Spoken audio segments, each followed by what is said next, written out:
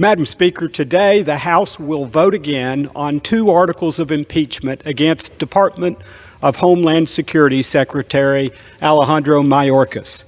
A lot of attention has been paid to the fact that the impeachment vote failed to pass the House last week due to a Republican being absent for health reasons.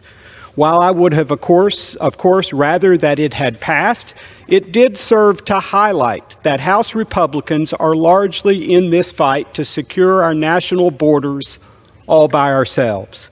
House Democrats know that Secretary Mayorkas has intentionally failed to secure our borders, but most agree with President Biden's open border policy. So not one single House Democrat joined with us to impeach Secretary Mayorkas. Essentially, they like the job he's doing, or should I say not doing. The Immigration and Nationality Act requires that those who clearly do not meet the requirements for asylum be detained for removal.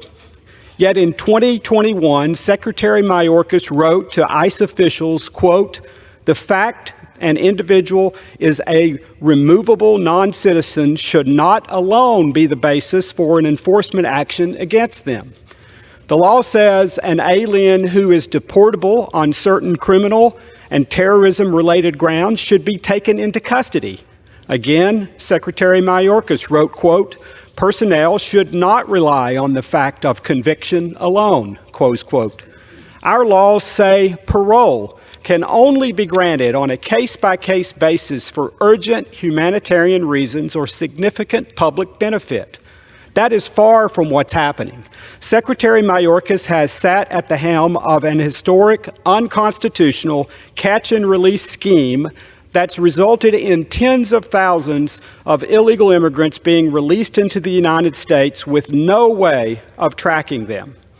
The Fifth Circuit Court of Appeals concluded in Texas v. Biden that Mayorkas's DHS was ignoring the limits Congress placed on their parole authority. Let me say that again.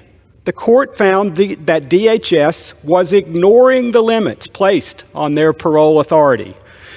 There have been more than 8.3 million illegal immigrant encounters under Secretary Mayorkas's watch, more than 1.7 million known gotaways, and more than 360 attempted crossings by immigrants on the terrorist watch list. Yet, unfortunately, we'll likely see another party line vote later today.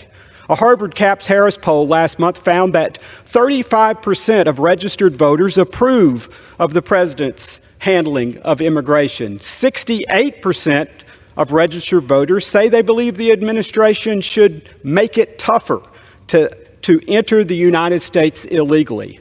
Half of those voters identified as Democrats. This shouldn't be a party line vote, Madam Speaker. Contrary to what we hear coming from many in the mainstream media, last week's vote was not so much a defeat for House Republicans as it was a defeat for our national security and the rule of law. When the executive branch goes rogue, the Constitution doesn't request, it requires that the legislative branch holds it to account. We're already getting a look at what this fiscal year will bring. Numbers show we've already reached more than 1 million encounters since October 1st. In that time, Customs and Border Protection officials have encountered 50 more people whose names are on the terrorist watch list. This further underscores the dereliction of duty taking place at the Department of Homeland Security. Last week, Democratic Senator Chris Murphy referred to illegal immigrants as undocumented Americans and called them, quote, "the people we care about most." That refers to what the Democratic Party cares about most. I could not disagree with that statement more. I care most about the hardworking Tennesseans I represent, those who play by the rules and embrace legal immigration. It is with them in mind that I will proudly vote again to impeach Secretary Mayorkas. With that, I yield back.